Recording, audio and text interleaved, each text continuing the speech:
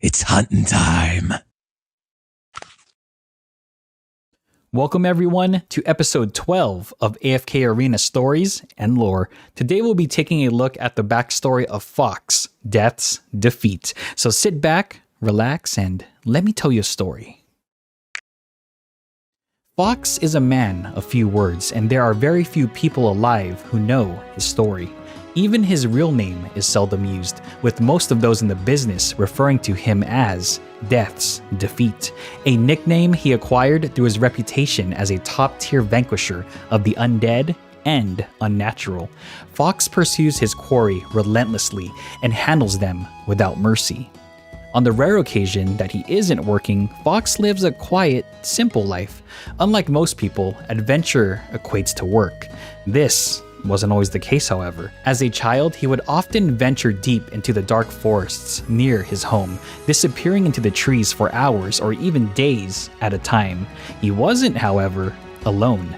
Fawkes had a companion who matched his childish temerity, Rain. Once, when exploring the dark heart of the wood, the two young adventurers stumbled upon a yawning cavern. Unable to resist the temptation, they ventured inside. Their luck was against them that day. The cavern was the workspace of a murderous necromancer. The necromancer was present when they entered.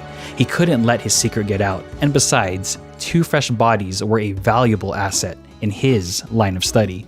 The two children were no match for the necromancer empowered with vile spells. They were restrained, and the ritual began.